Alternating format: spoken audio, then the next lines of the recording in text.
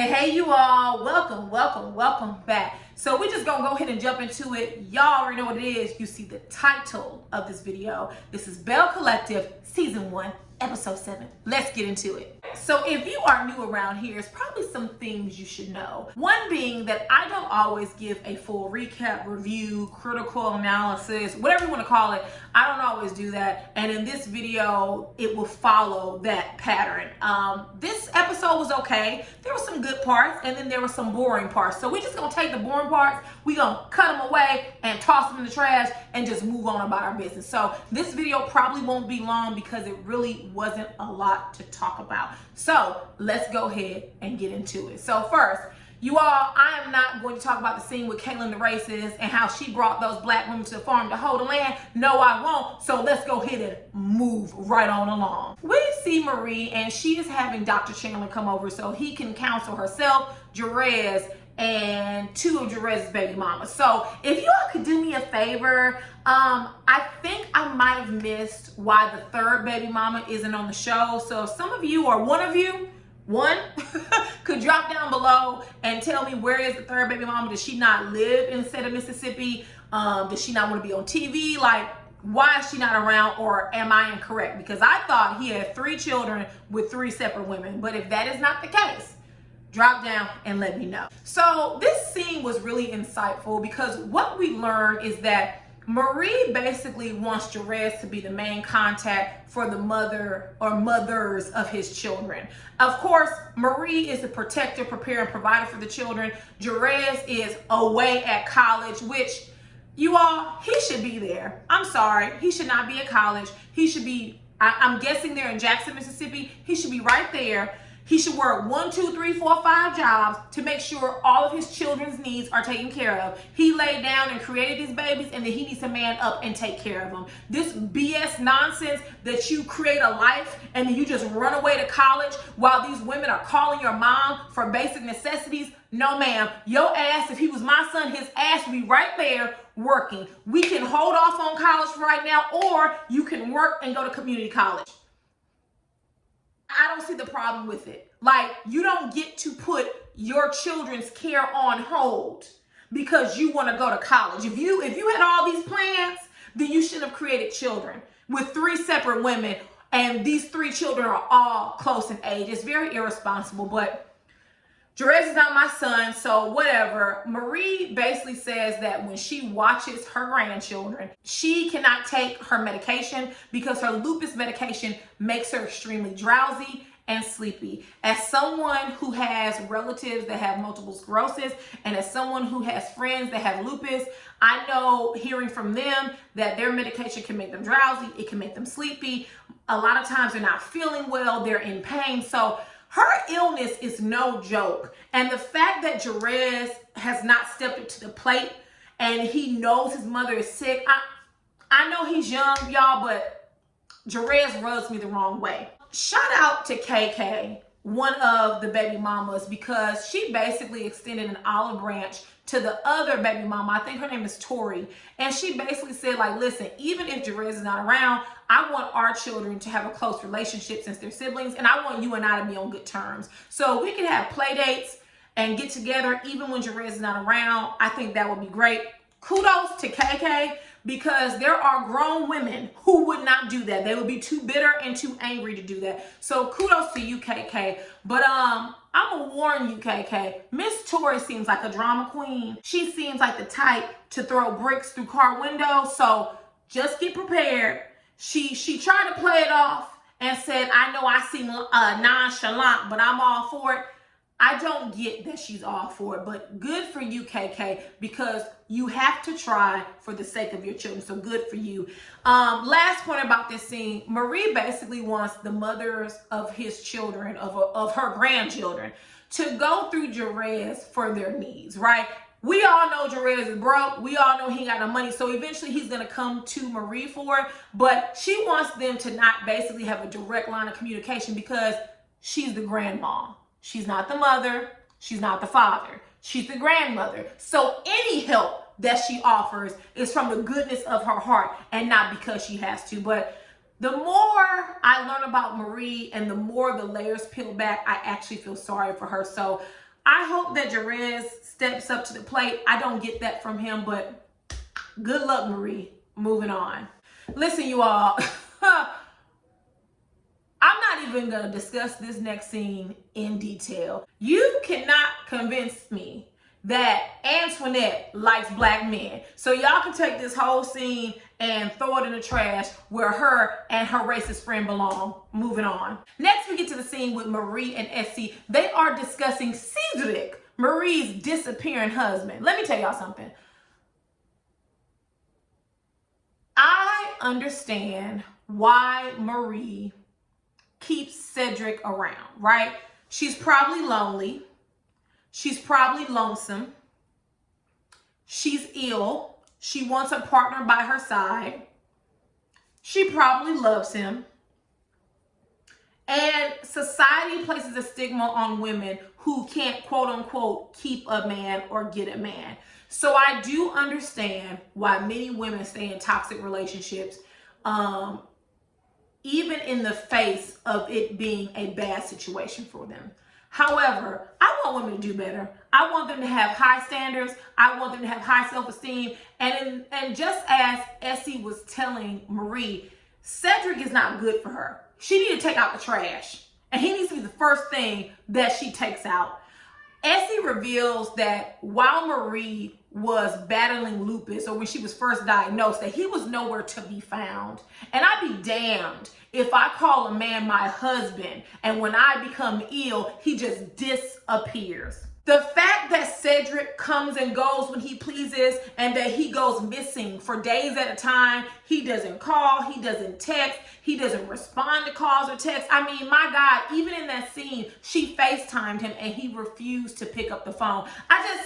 I don't understand. Well, like I said, I understand, but I just feel so sorry that she feels like there's nothing else out there. I mean, listen, I would rather be alone than deal with Cedric. I mean, really, like literally, I can be bad all by myself. The fact that Marie is keeping him around, it's time. The relationship is done.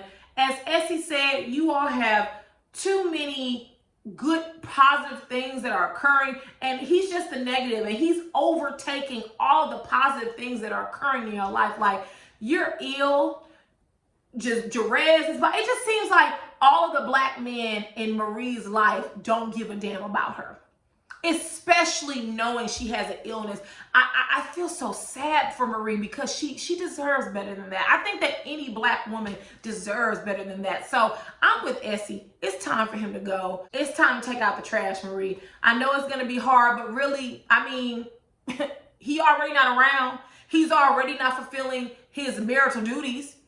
He's already acting as if you guys aren't together. So you might as well just make it official. The writing is on the wall. So poor Marie, she just has a lot going on. Moving on. We get to the next scene with Leticia and Tamara. They are going to visit the councilman. Leticia is worried because she's been making phone calls. She can't get anyone to call her back. She can't get into the building. So she has a feeling that the brunch and the activities at the brunch has something to do with that. So once they sit down with the councilman, he basically tells them, like, listen, you know, the brunch took me aback. It gave me some reservations. I didn't know if I really want to be involved in the project after that. He says that word got around town about what happened at the brunch, and him and other people are worried about Ferris Street and they don't want any drama brought to it, which I guess is fair enough. So Leticia ends up apologizing, which it was the professional thing for her to do, but it really wasn't her fault. It was Caitlin the racist's fault. Like, she caused all that. She's the one who stormed out the brunch and made this issue out of black women telling their experiences with racism and colorism. Like, that was her fault. It wasn't Marie's fault. It wasn't Leticia's fault. That was her fault. So I feel bad for Leticia. That happened, but she apologized, and the councilman agrees to stay on the project for two reasons. One, because he's a man of his word, and two, because he is Tamara's homeboy. And if Tamara say you good people, then you good people. So Leticia is back on track. Hopefully the people start answering her phone calls, because we got a season of a reality TV show to film. So we got to pick up the pace on Ferris Street. Moving on. Next, we get to Tamara's date with, I think his name is Damon. Listen, I haven't decided whether I like her with Damon or not, but really it's not for me to decide. She seems to be fully on board with rekindling this former relationship. She tells him about her fertility issues and about her needing surgery to remove her fibroids. He said basically whatever she needs from him, he'll be willing to give it. So hopefully everything works out, because I think Tamara has reached an age where she wants a career, but then she also wants children. So we'll see what happens with that in the future. Moving on. Okay, you all, we get to the meat of this episode, which is the Sistervention. So let me tell you all something. I didn't like the Sistervention because it was basically them, and by them I mean Tamara, Leticia's publicist, Latrice and Antoinette telling Leticia that basically Marie wasn't a good friend, and if you want people to be involved in this project, then you need to you need to move Marie to the side. From what I understand, Leticia and Marie are friends. They're close. I don't know how long they've been knowing each other. I think they've been knowing each other long enough. You cannot tell someone to basically get rid of their friend for multiple years because y'all don't like her. Marie does have a strong personality, but so does everyone on this show. She is not alone. She is in good company. And I thought it was very rude that Latrice and Antoinette attempted to paint the picture that these brunches were not professional, because both Latrice and Antoinette said all of the brunches they've been to. Well, Latrice, on the show at least, you've only been to one. And then Antoinette, you've only been to two. And as Tamara said, she's been hosting these brunches for Leticia for many years, and this has never happened. So for you all to, give your judgment and to discuss a Black woman-owned business like that and to belittle it and demean it, it really speaks a lot about you. Because both of you all are entrepreneurs, Black women entrepreneurs, and you know how hard it is for us. And so for you to go around town spreading rumors about how unprofessional it is, like, listen, the first brunch that went left, it was completely Marie's fault. Completely, 100%. That second brunch was not Marie's fault. It was all Kaylon's fault. Okay, Antoinette? And the fact that you had the nerve to sit here with your wig lopsided on TV and speak ill of another Black woman's business, shame on you.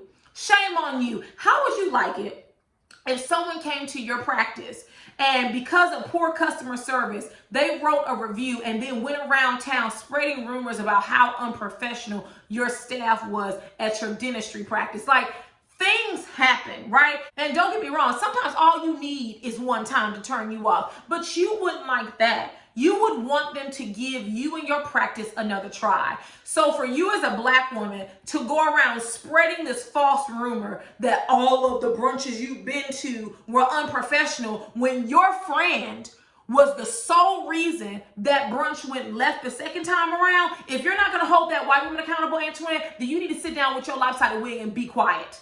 Silence from the peanut gallery, okay? Tamara basically agrees with the women that it seems like Marie is the common denominator. She did not invite Marie to the Sistervention, and they were waiting on Leticia to show up. Quick point. Maybe I did not notice this in previous episodes, but I noticed that Latrice kept calling Marie man. We just discussed colorism as it relates to darker skinned women in my Cancel Basketball Wives video. What I will not do is sit here while Latrice continuously degrades Marie by calling her man. And when Leticia comes in and Tamara explains to her what's going on, there was a point in that conversation where Latrice called Marie man, and Leticia pointed out, she was like, you're not going to talk about my friend like that. Like, why is that necessary?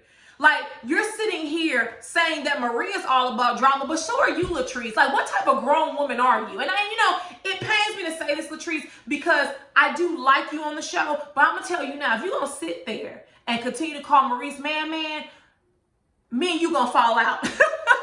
I mean, like, I just can't. I cannot sit here and watch a woman who is lighter skinned call this melanated rich Black woman man.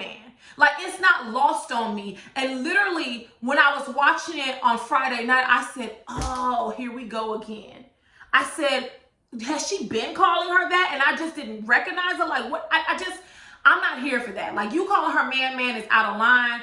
I know the season has already been filmed, but if you're going to continue to call this woman man, then we're going to have to cancel you too, Latrice, because we're not finna do that. Like, if you don't like Marie, that's cool, but calling another woman man, it's just out of line. And I'm glad Leticia set you straight. Speaking of that, Leticia, you came in like a boss. You didn't let these women run over you. You didn't let them punk you or put you in a corner to where you were like, okay, I won't be friends with Marie. Like, you told them, like, listen, Marie is my friend. I'm not going to get rid of my friend because you don't like her.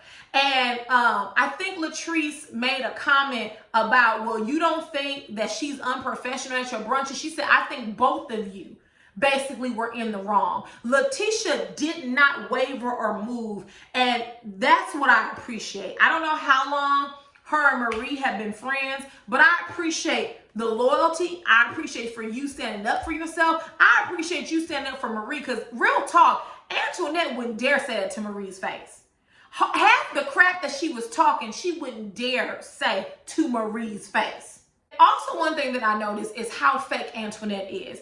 As Leticia was entering Tamara's house, she was over there going off about, I'm tired of brunches, I'm tired of talking about Marie. But then when Leticia sits down, she turns to her and says, I support you. I think the brunches are wonderful. Well, either you tired of them or you not, Antoinette. See, here's the problem I have with black women like you, is that you have this white friend that's obviously a racist. She's the reason the last brunch went left, but you refuse to hold her accountable. Then you had a sage party, which I'm glad Leticia addressed, where you, Latrice, and Kaylon, the racist, sat around and denigrated that woman's business. And Leticia, shout out to you for calling it out, that you sit around, you trying to tear down another black woman's business. Like, if you got a problem with Marie, as Leticia said, Marie and Latrice would have had a problem whether it was at the gas station. It's not because of my brunch. It's because they don't like each other. They don't get along. So for you to sit around and badmouth my business and badmouth me as a business owner, no ma'am. Shout out to you, Leticia. Leticia came in there like a boss. And where Leticia had received that information from was Tamara. Tamara had went back and told her, and I'm here for it because I would have told Leticia too. From what I understand, Tamara has been knowing Leticia far longer than Latrice and Antoinette. So I would have went back and told her too. And this is where Tamara and Antoinette went left at. Once Antoinette realized that Tamara told Leticia about her, Kaylin the racist, and Latrice bad-mouthing her business, she looks at Tamara and goes, you and I should just stay out of this. When I first watched it, I didn't understand why Tamara and Antoinette got into it. It didn't make sense to me. But upon watching it for the second time, I realized Antoinette was basically telling Tamara in a nice, nasty way that you need to keep your mouth closed. And basically, how dare you go and tell on us to Leticia. I guess she thought no one was going to tell Leticia that y'all was talking about her behind her back. And see, I also realized something about Antoinette. I have met women like Antoinette, right? They have the veneer of perfection, right? They have the perfect hair. Well, not Antoinette and her lopsided wig, but they have the perfect hair, the perfect teeth, their makeup together, you know, the outfit is together, everything's together. But when you peel back that first layer, you automatically recognize how fake they are, how vindictive they are, how nasty they are. And that is who Antoinette is. And women like her love to do what? Pretend. They love to pretend they have it all together. They love to pretend that they're mild-mannered and they're nice when really they're nasty. And Antoinette is nasty and mean. She was sitting there tearing down a black woman's business at her sage party. And Tamara went back and told Leticia, rightfully so. And so that's what Antoinette got mad with. And that's why Tamara, she started laughing and start moving her hand because she got the signal that Antoinette was giving her. So Tamara basically tells Antoinette, like, listen, I'm not staying out of nothing. I'm going hard for what I believe in, which is women's empowerment. I do this every day. I just don't pretend. I translated that to mean that I really am for women's empowerment, but you not. You not miss, I want to tear down another black woman's business. And then you see the camera shows Antoinette stand up first, but I do think Tamara stood up first. And they start to go back and forth and bicker. And really from there, I just kind of was looking at the TV like this, because it was like, and then, you know, Antoinette started doing like this with her teeth. And I was like, oh my, not classy Antoinette, not the dentist, not her clapping and doing all this. Like, I was like, oh, Antoinette, so you can raise your voice at a black woman, but you can't raise your voice at Kaylin the racist. Got it. Like, I've already pulled Miss Antoinette's number. She's mean, she's nasty, she's vindictive, and she's a gossip, but she likes to pretend she's not those things. I have no clue why. I don't know if it's a self-esteem issue. I really don't have time to figure it out, but of course, you would denigrate a black woman. And then we get into the colorism comment by Antoinette, because Tamara said to Antoinette, I mean, you're a black woman, right? You're black, right? And Antoinette goes, yeah, you're the one who said you didn't experience colorism. Now, I could be wrong, but the way I remember that scene is that Tamara said she had never experienced racism. And then Antoinette chimed in and said, you all talk about colorism, but basically, and I'm summarizing here, I've never experienced colorism. I don't believe that I'm favored for my light skin because I've endured such vile racism. So actually, Antoinette, you're the one who said that you had never experienced colorism. But, you know, I already know you ain't working with them all, so we gonna move right on by that. The ladies were able to separate Tamara and Antoinette. Antoinette basically apologizes. I think they apologize to each other, yada, yada, yada. Antoinette tells Latrice that basically she's stressed because she's taking on this huge project. She's invested a whole lot of money, and if it fails, then what happens next? If she doesn't have a partner that she can share like her fears with or be vulnerable with, since she's a divorcee. You all, nothing much. I mean, your stress shouldn't have caused you to go off on Tamara like that, because here's the bottom line.